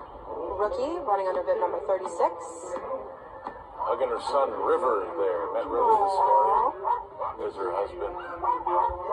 Bridget, the daughter of Alan Moore, stepdaughter of Allie Zirkel. 2 champions. I was about to say, imagine that household. And look at those beautiful dogs. I'm on the sled living my biggest dream when I was 5 years old. This is where you could only hope to be, and we've made it. You've made it. I look forward to her making it to the finish line as well. She's also an ER nurse. Yeah, talented lady. Gosh. She may have some work out there on the trail being a nurse Oh my gosh. every year. I hope not. Goodness. And what she's probably gone through over the past, oh man. Very grateful for work in that regard. Yeah, I talked to her. She's so fired up for this opportunity to get out on that trail. Wearing bib number 36. That's a good number. It's 1. The number's 1. She started Kennel on a Hill in 2018. I just love that. How can you not love that name? Kennel on a Hill. As long as it's on a hill. Just, if it's not, Greg's going to have a problem. I'm a bit confused. No, it's awesome. Here comes one of my favorite mushers since he first arrived. Of all time. Of all time. Pete Kaiser, the Cusco King, huh? Yeah, a good dude. Yep, his very first and he race. fishes, right? He's a fisherman, so I even love him more for that. I think there are quite a few mushers you might love more if we go down the list of people who spend a lot of time fishing. Hey, there's Mark Nordman. And what I like about Pete is when he ran this first race and I saw he was handling himself, I told Greg, this dude is going to win this someday, and he didn't let me down. Yeah, you did. 2019. 2019 champion, first Olympic winner. Top 10 6 times. I went out to Bethel to see him after the win in 2019, and it was just, I mean, the celebration, and it was amazing, and the spirit, and just what he represents, and you know, that's was awesome. Really true. It brought that whole community to a level of excitement. It was so cool to see his family. It was amazing, and just Bethel welcoming us with open arms. And yeah, it's just when these teams from Southwest, Western Alaska, when they're good, the year that 2011 when John Baker won, you just feel those communities, just the pride just well up. It's an energy that we don't get when somebody from the road system wins. It's a completely different dynamic, and so you get to feel this race in a different way when people like Pete Kaiser, John Baker win the race. And again, Richie Deal will get it done. And again, it's what this race, the beginning of this race was about, keeping those dog teams alive, the interest alive out in rural Alaska, and keeping them a part of day-to-day life. The man is from Martin Beezer's coming to the line. The legend. The man. The legend. More Iditarods than anyone right now. And 4 times crown champion. Like 40, I know there are a lot of different race awards, but 40 race awards. First race back in 1980. I'm not going to age y'all, so we won't say anything about how many years that was before I was born. No problem, but the computer assigned me number 38, so then you start looking at, I finished 38 Iditarods. I've been married to my darling wife for 38 years. I won the Iditarod when I was 38 years old, amongst others. So it's kind of fun to banter about what happened in those decades that I have been running the race. Guess he likes his good number, huh? Yeah, it's a good number. Look, you can look at all of these numbers in his bio, and you can read through it. To me, the most impressive thing is this is his 39th race. He's finished all of them. He's never had a run where he quit or gave up or couldn't. And it's not that he hasn't had adversity. Total. Huge adversity. Cutting off a finger days before the race, all kinds of things. And he toughed it out. And to me, looking at this team, what my eye sees, I'm sure those dogs are so much the confirmation of Martin Booth's routine. They look a little different than the others. He was one of the first to breed to like sprint dogs from the great George Atla. And they just have a different conformation and build, a little shorter hair. And a lot of people poo-pooed him on running those kinds of dogs in the beginning, but he sure proved that wrong. Yeah. 2002 team. That you talked about that before, Craig. Yeah. Held the fastest time for 9 years. Yeah. That 2002 win. Yeah, he blistered down the trail that year. But Martin, to me, is the bridge between what it was and what it is today. He was the ultimate racer, the ultimate professional, but also had a skill set that could take care of himself in any environment on the planet. Gerhard the Art, Sheboygan, Michigan. Love that. I love Sheboygan. Never been there. Just like You saying just like the it. name? I just like saying Yes. it. Sheboygan. Here's what he had to say this morning. We're from South Africa, and we did a little bit of dryland. And South Africa, which is a cart with our 3 pet Siberians. And then we started watching Iditarod DVDs. And then we look at this beautiful team and a beautiful scenery, and then I got tricked into it and I said, I wanna do that. And that was 20 years ago. And now you're here, but I'm also dedicating my rookie run to support the needs of veterans in our country, in the United States. He was born and raised in South Africa, part of the South African Infantry Corps, and as you said, he's racing to bring awareness to veterans, their needs, their supports. But yes, Sheboygan, Michigan is considered his hometown now. Yeah, that's pretty cool. I never realized that the documentaries we made, Greg, were ruining people's lives in South Africa. They watch those and now They're not from South Africa. And we've been doing it for so long now. Like, I'm hearing that story over and over, and I'm starting to feel bad about it, frankly. I think it's awesome. Look what we've done, Bruce. I think it's awesome. Yeah. And just these inspirational stories, and in many cases, moving from tragedy to triumph, and just you guys being able to share that story with the world. Yeah, well, this race has always been an extension of life, and the adversities that they're going to encounter over these days will help them face the adversities that we face in life. And having been around it, never a musher, but I've learned just by seeing others walk through what they walk through. I've always said any situation I've had to deal with in life, I've learned how to handle it by what I learned running and the Yukon Quest, because things just get thrown at you hourly, and you either give up or you move ahead, and you learn it's just one more mile. Did you ever think about mushing? Well, when I first got around the race, that was always my goal, but then I didn't want to be one of the belt buckle guys. Like, the people that I really respected were the lifestyle people, and that was never going to be my life. So I had to settle for telling stories about it. It was fine. But there was a desire way back in the day. Very cool. Wearing bib number 40 is veteran Karin Hendrickson, whom you just saw. Yes. Love seeing the crowd, too. With Rob Urbach, the CEO of the Iditarod, he was there. When I talked to her this morning, she lives out near where the race will actually start tomorrow. And I asked what the trail was like, and she said the biggest concern for her out there with Alaska's deep snow this year is moose. It's been a real issue having so many moose on the trails because it's the only place they can walk without being belly deep in snow. And I guarantee you Karen will have a hat on tomorrow. This is her 10th start, by the way. But when you're talking about building resilience, I mean, I haven't heard the moose stories from her. I'm sure she's had them, but she had an incident in 2014 that took her away from a lot of what was going on. So it's good, good to see her still out there and doing this, and it's really cool. As we head to break, the corner of Cordova and C Street can be a bit treacherous. Or good TV, depending on how you look at it. Or both. Here's a look at some of the moments.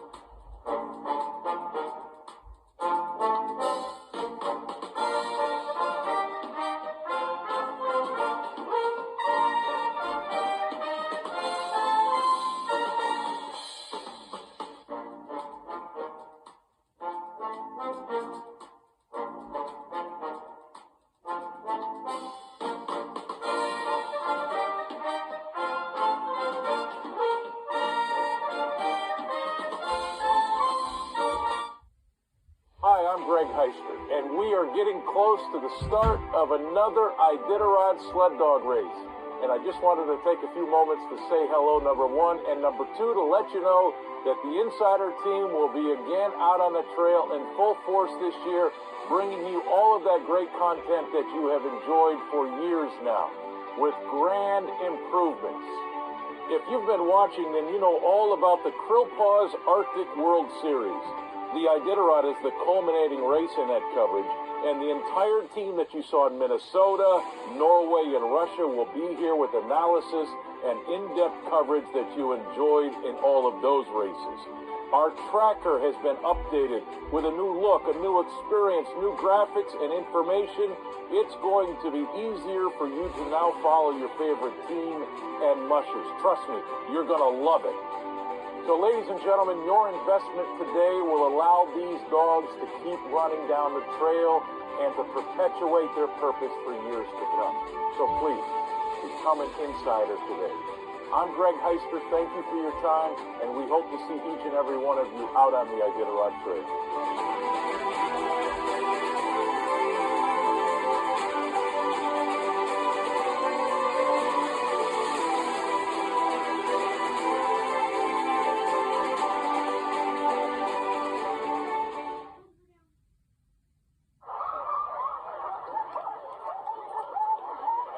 All right, back again. Who do we have? 41, Kaylin Davis. Yeah, another rookie. Coming out of Fairbanks. Race in Anchorage, though. And running the dogs of Wade Myers. That's kind of bummed. Yeah, you know, and that's true. You know, we haven't talked about the fact that Wade's not here, Jessie Royer's not here. Her too. She's one of the ones that stands out that I just... Yeah, and Wade, you know, living down in the lower 48 now. Has done well in the races down there, but at least his dogs are going to go to Nome. Man, we hope we get Wade back. I bet he's missing it. I bet he's really jonesing right now. Jonesing, that's a good word. I like that one. And it's even TV friendly. That's a good effort out of you, Bruce. We had to give him some note cards first, but, you know, just kidding. Jonesing. Oh, it's awesome. Travis Beals is up next. We're number 42. Still running out of Seward. Yeah. I visited Turning Heads Kennel last summer on a glacier, which you went up there with him. It was cool. Yeah, I went up there too. Fascinating. Yeah, yes, and pristine. I mean, obviously, you know, they need permits and this, that, and their agreements. They have to. I think they'd be clean anyway, but they have to be clean. But it was just pristine, beautiful. Definitely one of our up and coming contender. I don't know if I'd even say up and coming. He's got his sights on the goal. He's not here to finish the Iditarod anymore. Yeah, 5th in 2019, and has several top 10 finishes as well. None of us are really out here, you know, making a fortune. So what it's really important is to have fun, enjoy your time with your dogs, and I think that starts to play the biggest role in doing well, is in really enjoying yourself and having fun, because it relays to the dogs and it's not a job to them. Oh, look at the puppies. The guy's leaning into the harness. I was going to say, ready to just go. ready. Just let us go. Oh, that darn hook, would you already? Yeah, Travis had a tough race last year, even though he finished 25th. I don't think he was happy with that one. It was cold. He made some decisions, I think, that he would do a little bit differently, but that's part of the evolution as a musher, right? It's about keeping these dogs on that threshold of that run-rest cycle and not taking them too far where they lose that top-end speed. And again, I don't know, some people can pick it up real quick and you know, have great success. Others, it takes time. And he's been around us. He's dreamed about winning it since he's a boy. I hope Travis gets there. He's working hard. When you talk about the 2021 race as well, because that one was 832, they eliminate the circle, the loop around flat because of conditions there. But when you're talking about somebody who's only, now Travis is not one of these people, but when you're talking about somebody who's only run that race versus the full, the whole kit and caboodle of the Iditarod, you know, it's not just half the race. You know what I mean? I mean, there's more. You're getting more of an experience than maybe if you were a rookie last year and you finished the Iditarod, you're going to run this year and you're really going to be a rookie again, because beyond that middle point, you haven't seen the Trailblazer dog team. Here's Lisbeth Norris. I love that she's back. Picked the 50th year to come back. Yeah, her family's name's been around this community and this race forever. Alaskan kennels, right? Scooping the yard is my favorite time of the day. Like, that's the time that I have to check in with them, give them pets, talk to them about our training runs. So what keeps me active and going in this lifestyle is just a love for my dogs and the opportunity to spend such condensed quality amounts of time with them. I love that sweater. I know we're, you guys are more insider baseball, but I love that sweater. But yes, as you said, a mushing family. She ran in 14, 15, 16, but her family has had someone run in every decade since the start. Her family they're iconic in sled dog sports all over the world. Now looking at these dogs, these are from Siberians background, different than Martins, totally. You can see that they're built a little different. They're the more stereotypical Hollywood version of the dogs. And that's what her grandfather was famous for, and they were very well known in Europe, where Siberians are very kind of just very much embedded into racing in Europe until the Alaskan Huskies came. So really, really embedded in sled dog sports both in North America and in Europe. Up next is Sebastian dos Santos Borges, coming out of Chazéval, France. Did I do it right? You guys were talking. You guys were saying it sounded really good I've to me. convinced them. In my French, it was perfect, and you did well. Yeah, so you got the Norwegian little roll of the tongue down, and now the French. There's a family name in there somewhere. I am totally undergunned here today. Well, Sebastian. Oh, wait, Sebastian. Yeah.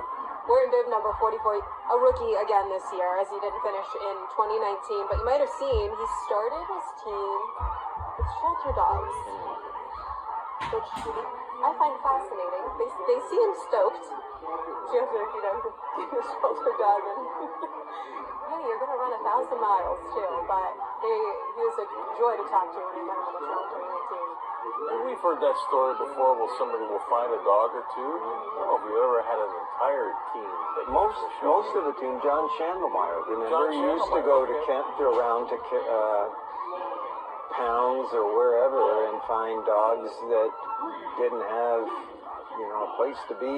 Or people got rid of them. He put together some very competitive teams. They look very excited to be going anywhere at this point. I kind of, looking at them from my eye, I'm kind of wondering, do they really know they're going 1,000 miles right now?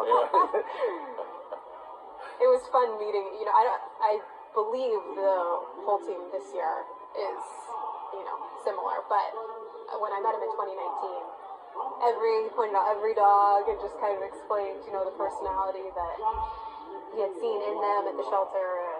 Just really cool. Love that. Josh McNeil is next. He is a veteran after his rookie race in 2021, which we'll talk a little bit about that. This is different. Yeah, it'll be different for him. A different run.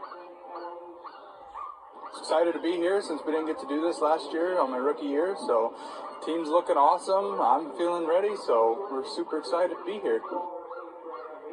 There are 3 iconic, difficult places in this race every year, and to me, they're getting over Rainy Pass in the Alaska Range. I mean, I would say that from Rainy Pass all the way out through the Burn. Then there's the Yukon River, and then the Bering Sea coast.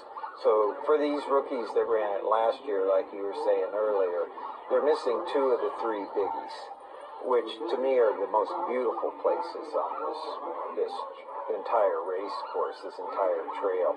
And the big one is that Bering Sea coast, because a lot of these mushers aren't from that area. They were trained in the forest, and you get out there and you're above continental tree line, those big wide open landscapes. Wind rules the country, and I know that they really hated not seeing that. I would be disappointed in my rookie race if I didn't make it to the Yukon River and the Bering Sea coast to know. But here he's getting a chance, and that's great. Hoping to see him make it. I feel, again, just from spectating and watching, it tends to be kind of sad, disappointing when you see the scratches, but they do that for the health of their teams. I mean, they're... Totally. Totally.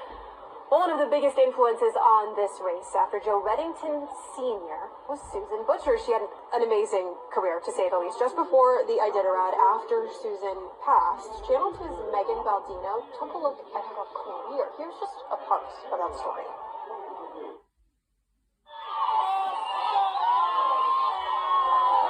And there you see her, the winner of the 1986 Iditarod, Susan Butcher, coming down the She won the race 4 times. 1986, from her husband, Dave Monson. 1987, She has apparently opened up a sizable lead. 1988, She's totally determined. and 1990. The first musher to win 4 out of 5 sequential years.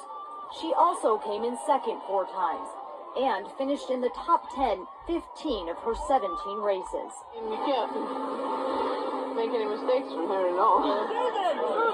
For nearly a decade, nobody dominated the 1,100-mile trail like Susan Butcher. But I can tell it was fast because it was, I'm tired.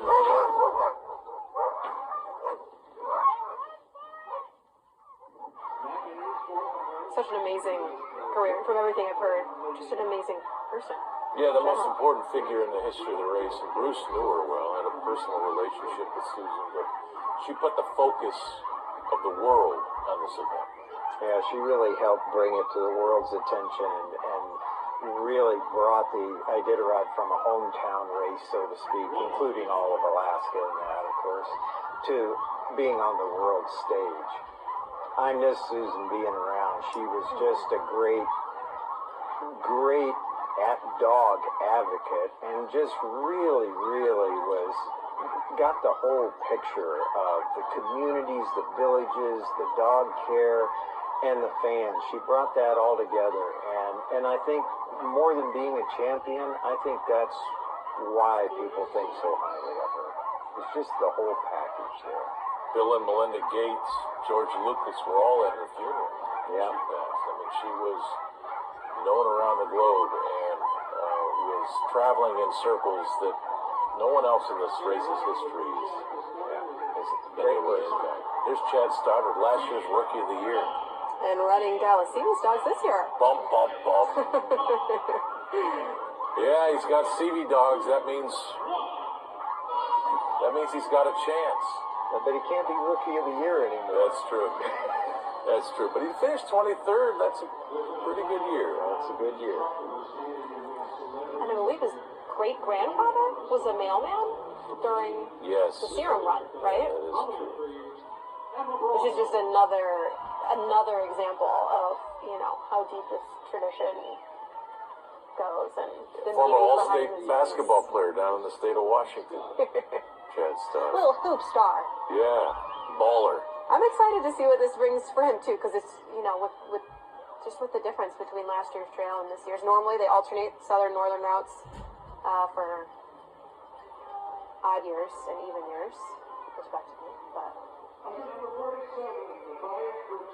Apiak Ratan, hailing from Kaktovik, who's spending a lot of time in Norway as well. Second Iditarod. That is as far north as you could live in Alaska, basically.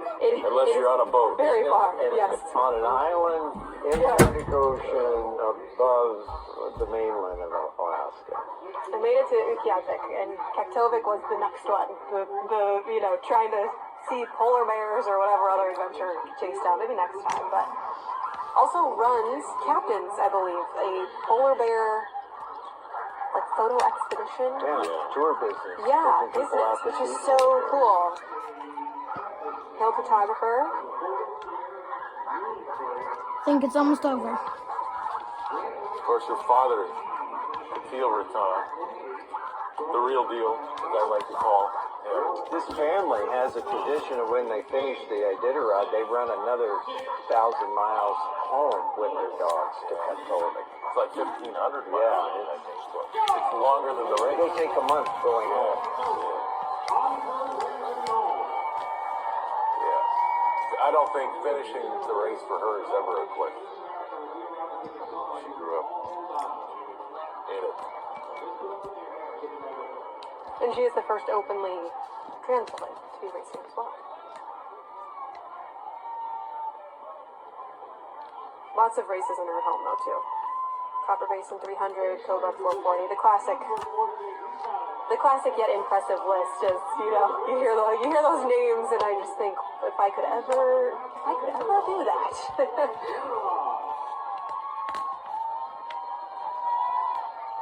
Matt Paveglio. Yeah, I'm pretty sure. Got a helmet on. Hey, I think that's maybe that's for C Street. That's a really good decision. I don't have any issues with that. I look at that, I'm like, natural selection's got no chance to get in. That's a smart guy. Good for him. Way to go, Matt. On the streets with parking meters and power poles, it's not too bad. And Pavilio is also an emergency room nurse. Is it Pavilio? Pavilio. Pavilio. Thank you. But, I wasn't going to say anything, but no, Pavilio, okay. Matt, yes. He is running this year with his mother's ashes. She passed of ovarian cancer in August, is what he told our sports team, and that had to be a very hard year for him, of course. He says he downloaded the playlist to her celebration of life, and he's planning on listening to it as he makes his way down this trail. Something many mushers have done for friends and family is their last request was to have their ashes spread somewhere on the Iditarod Trail, and we have talked to many mushers out there, witnessed them spreading ashes in favorite places. It's kind of interesting that even though those people never ran the race, some of them, that's what they want to do, is they want their ashes scattered out in a pretty place on the Iditarod Trail. And he's actually an ER nurse as well. And I did not talk to him directly, but apparently he was working in like 3 by 12-hour shifts and then training. And then, which that's got to be a tough balance to strike for most. But great training but for for him, wow. To be able to do that and serve the community as a nurse as well is amazing. Yuka Honda is at the line. Last ran the Iditarod 2015. Coming back for the 50th. She's also run the Yukon Quest. Yep. Has her own kennel. Spent a lot of time in Canada, too. That's not a bad place to spend a lot of time. I like Canada. Some of your faves come out of Canada. Oh, Canada.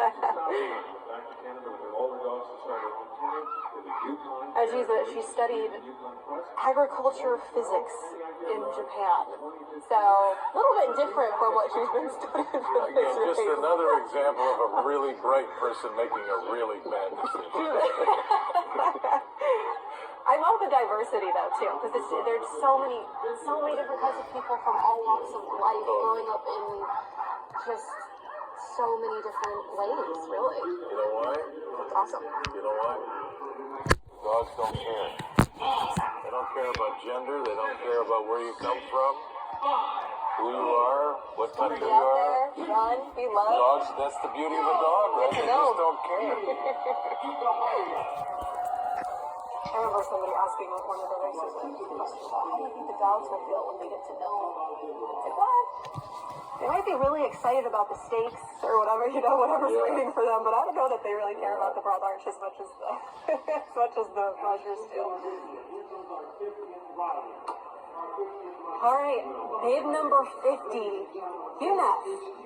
50th year.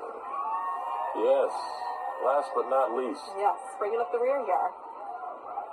For now. Running Jim Lanier's Northern White Dogs from his kennel. I talked about Jim and Hugh this morning. Both very excited to be back on the trail. Jim obviously not, but his dogs are. Right. Hugh's been away for a few years. His last race was 2018. This is a guy that, finished 9th in 2010, 5th in 2011. Rookie of the Year, again, 2004. Yeah, I asked them, between Jim Lanier and Hugh Neff, like, how many 1,000-mile races have you guys finished? I think it was over 30 between the two. Wow, that's a lot. Not as many as Martin Boozer by himself. No, but still a lot, yeah. Pamela Hobo Jim there in that photograph. Good friend. They say I'm kind of squinting to see that, but... Hobo passing away this year. And again, Hobo was part of the texture of the event. Always there and known. His music is...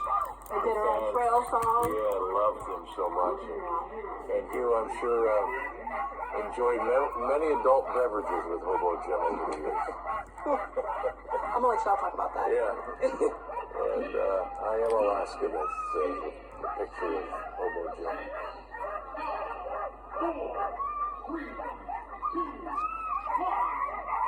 And the ever-present Cat in the Hat hat. Yep. Wow, look at that. Got a flag for you. Got a Ukrainian flag, too. Good for that. 49th Musher running under the 50th bib for the 50th running of the Iditarod. We'll be back after this short break. Snowing.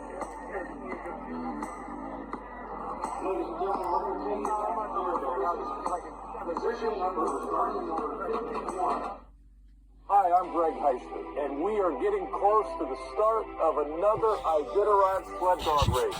And I just wanted to take a few moments to say hello, number one, and number two, to let you know that the Insider team will be again out on the trail in full force this year, bringing you all of that great content that you have enjoyed for years now, with grand improvements.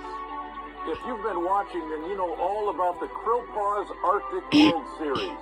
The Iditarod is the culminating race in that coverage, and the entire team that you saw in Minnesota, Norway, and Russia will be here with analysis and in-depth coverage that you enjoyed in all of those races.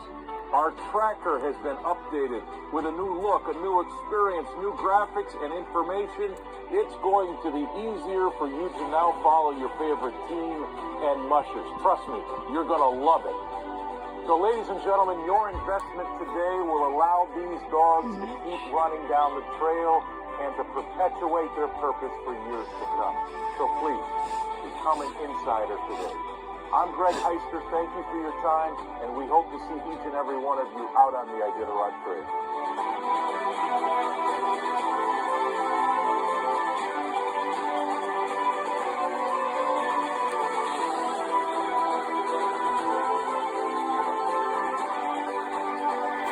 Iditarod Insider, yeah. Well, we are back. Yes. 50th running of the last race on Earth. The ceremonial starts, of course. The restart is tomorrow, 2 o'clock, leaving for Willow Lake. If you want to get involved in that, make sure you plan accordingly. And I believe we are going to hear from Rebecca Polsha again. Rebecca? There we go. What's going on out there? So we're out trailgating back down the road here. We've got hot dogs and everybody's got a beer. And over here I've met some people. What are you guys doing? Tell me what you're up to.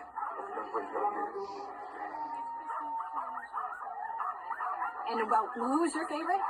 Joshua. And why is that? Because I read his story and it seemed interesting.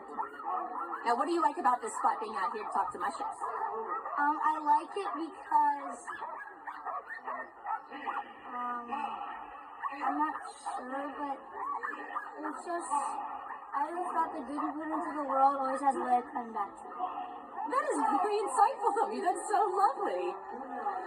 Favorite musher? I don't really know their names, but I know there's one of the 2 twins.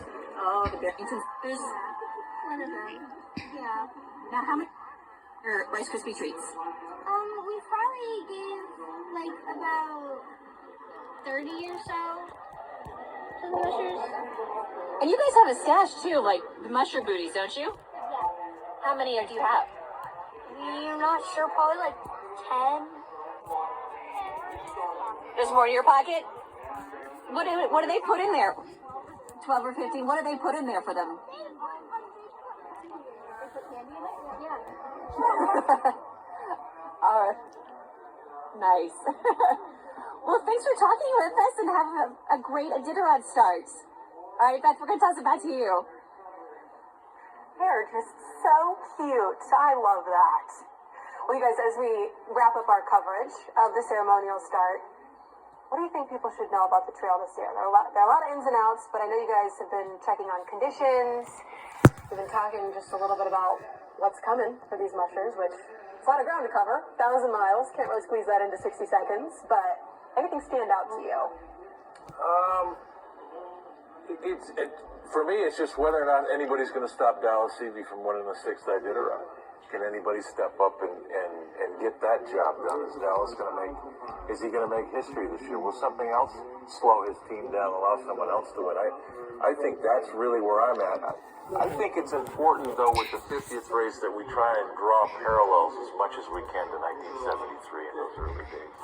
Because we're living in such a modern time today that we should never forget where this event started and how it started and why it started.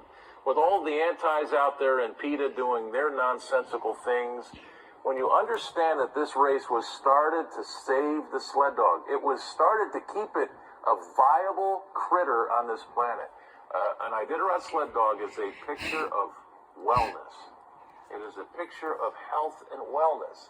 And yet it gets attacked. I think those are the things that I'm going to think about as we go down this trail. I'm going to think about Susan Butcher and Joe Redding. Well, let's toss it out to Iditarod, who is live again. There we go. How are you doing? Looks a little chilly. Well, I'm just a little damper than I was when we first started. But I kind of feel drowned down here in this beautiful snow. It's really been a nice day. Perfect, picture-perfect day for them to start.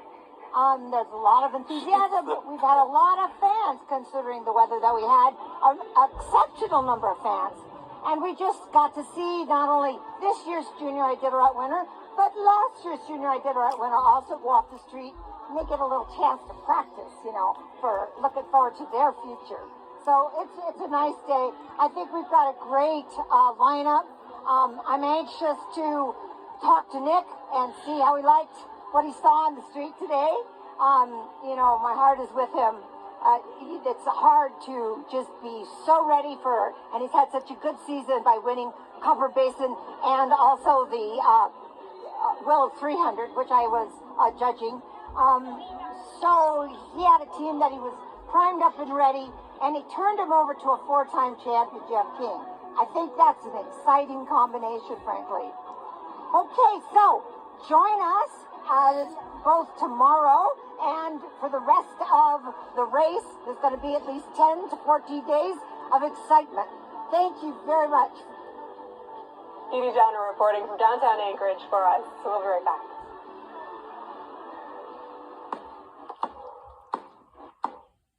Hi, I'm Greg Heister, and we are getting close to the start of another Iditarod sled dog race. And I just wanted to take a few moments to say hello, number one, and number two, to let you know that the Insider team will be again out on the trail in full force this year, bringing you all of that great content that you have enjoyed for years now, with grand improvements. If you've been watching, then you know all about the Krill Paws Arctic World Series. The Iditarod is the culminating race. Now I definitely think it's close team that you saw in Minnesota, Norway, and Russia will be here with analysis and in-depth coverage that you enjoyed in all of those races. Our tracker has been updated with a new look, a new experience, new graphics and information. It's going to be easier for you to now follow your favorite team and mushers. Trust me, you're going to love it. Something I have to do. Your investment today will allow these dogs to keep running down the trail and to perpetuate their purpose for years to come. So please, become an insider today. I'm Greg Heister. Thank you for your time, and we hope to see each and every one of you out on the Iditarod Trail.